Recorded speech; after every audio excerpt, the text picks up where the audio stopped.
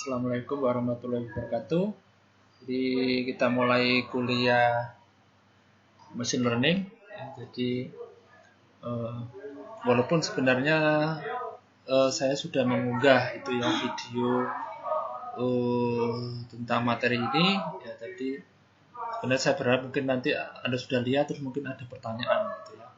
Tapi nggak apa-apa, mungkin saya ulangi ya materi atau presentasi saya yang sudah ada di YouTube. Oke, jadi kita mulai aja.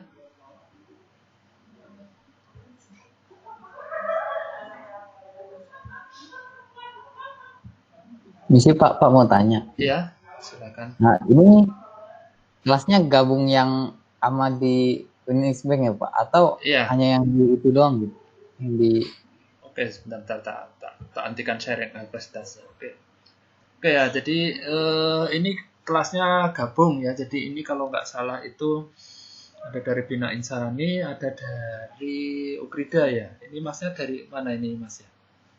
Saya dari Ukrida Pak. Iya, jadi mungkin ini kalau yang untuk Ukrida silakan mungkin mengikuti. Nah nanti sehabis ini mungkin kita ada tambahan jam gitu ya. Jadi mungkin kita sepakati aja.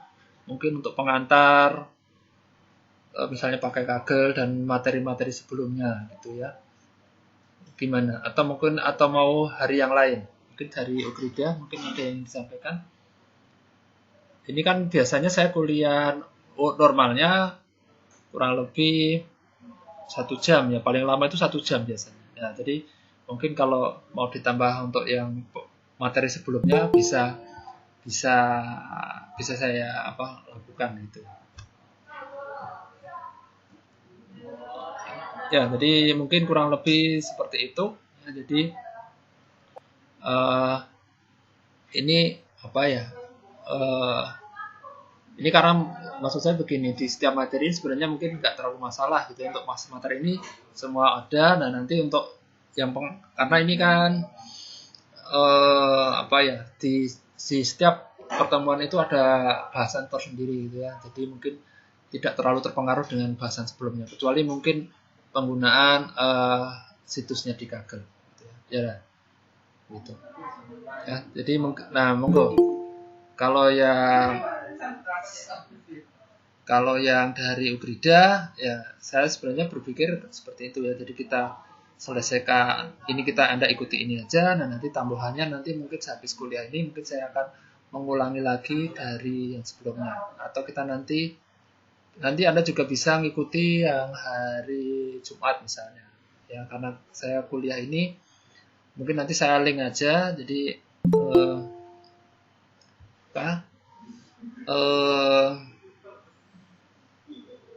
untuk pertemuan itunya. Atau nanti kalau misalnya Anda dari Ukrida itu pengen jam terpisah ya nggak apa-apa, kan ada grup WA-nya, tinggal Anda bisa hubungi saya. Ya, gitu. Ya, mungkin ada yang disampaikan dari Ukrida. Kalau yang dari Bina Insani mungkin sudah dari kemarin. Silakan. Mau nanya itu doang sih tadi Pak, soalnya kan kita telat kan Pak, terus materi yang sebelumnya juga kita kurang tahu gitu kan Pak. Iya. Takutnya enggak bisa ngikutin gitu, makanya saya mau tanya apa yang sebelumnya diulang atau kita lanjut aja gitu. Ya, untuk sementara ini materi yang berjalan gitu ya. Jadi nanti mungkin untuk kalau yang mengulang nanti mungkin di pertemuan yang lain gitu ya. Ya. Oke, jadi saya mulai kuliah hari ini.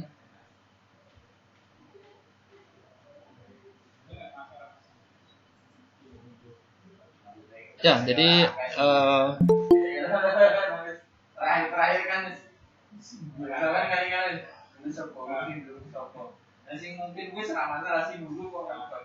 ya, jadi kita bisa bicarakan di kuliah ini tentang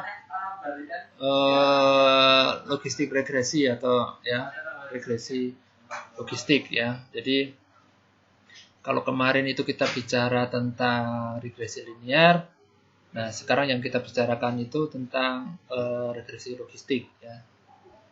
Jadi kalau regresi linear itu kita ada fungsi ada fungsi, jadi bisa digambarkan sebagai suatu fungsi yang linear ya. Jadi misalnya contoh yang mungkin sudah itu adalah masalah pengalaman kerja dan gaji ya, lama kerja dan gaji. Jadi semakin lama kita punya pengalaman kerja atau semakin lama kita bekerja, mestinya gaji kita akan terus naik ya secara linear.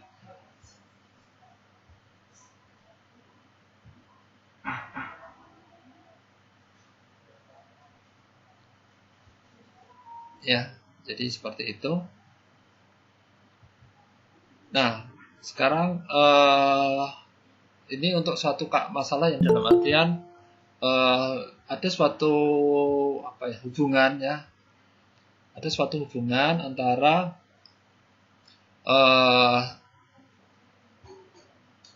sumbu X ya. Jadi di sini misalnya pengalaman kerja dan ini gajinya berapa. Atau kemarin contohnya misalnya dengan contoh misalnya biaya advertisement, research and development, administrasi dan marketing dengan profit, dengan keuntungan yang didapat oleh perusahaan tersebut. Nah, itu kita bisa gambarkan secara linear karena di sini ada fungsi ya, ada fungsi yang menghubungkan antara misalnya sumbu X di sini dengan sumbu Y-nya ya. Jadi bisa gampangnya misalnya kalau Anda dulu fisika ada V ya, voltase dengan arus dan resistor hambatan ya, itu hubungan linear.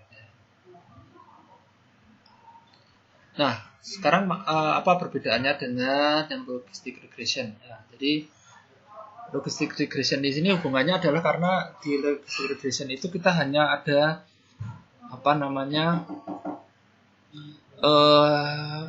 keputusannya itu hanya dua ya, labelnya itu ada 0 atau 1 begitu ya. Jadi tidak ada suatu di antara ini, tidak ada nilainya lagi gitu ya. Jadi di sini itu kurang lebih kosong. Jadi hubungan antara misalnya di sini misalnya hubungan antara usia dengan apakah Anda mau beli mobil atau tidak. Nah, itu kan tidak ada hubungannya dengan usia Anda berapa, maka Anda akan beli mobil berapa ya, gitu. Jadi karena ini keputusannya hanya adalah Anda membeli atau tidak. Nah, itu kalau pakai regresi linear itu tidak memungkinkan ya. Jadi garisnya nanti akan jadi aneh seperti ini ya. Karena di sini di antara 0 dan 1 itu tidak ada harganya ya.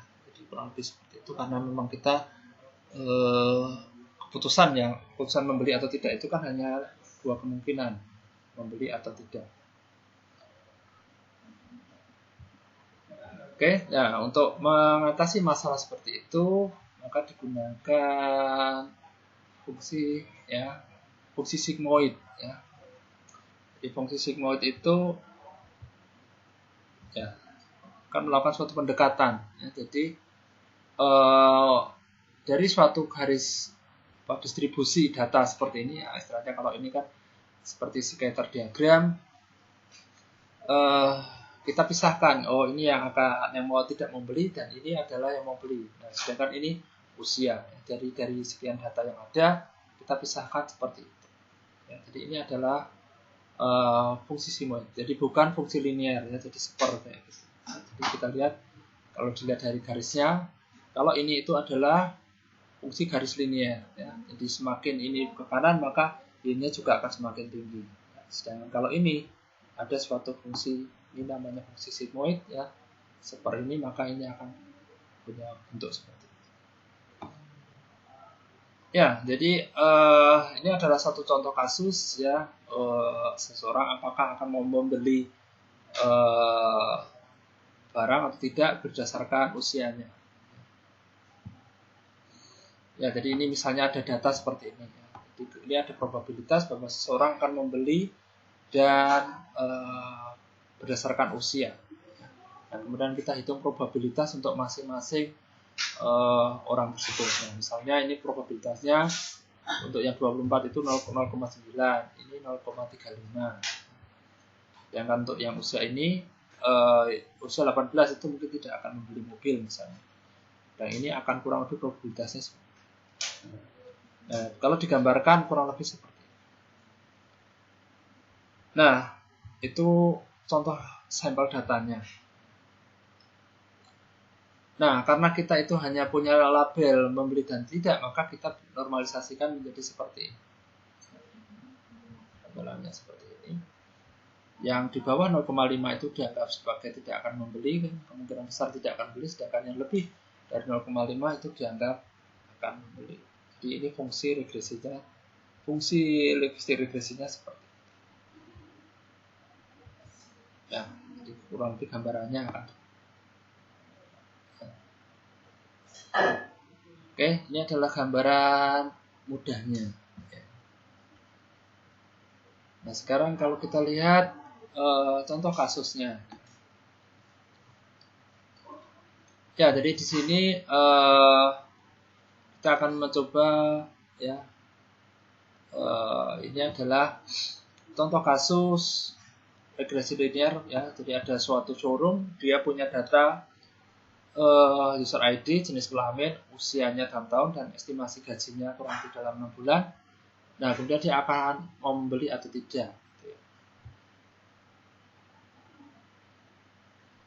Bentar, mungkin ini saya masuk sini. Kita masuk ke kabelnya.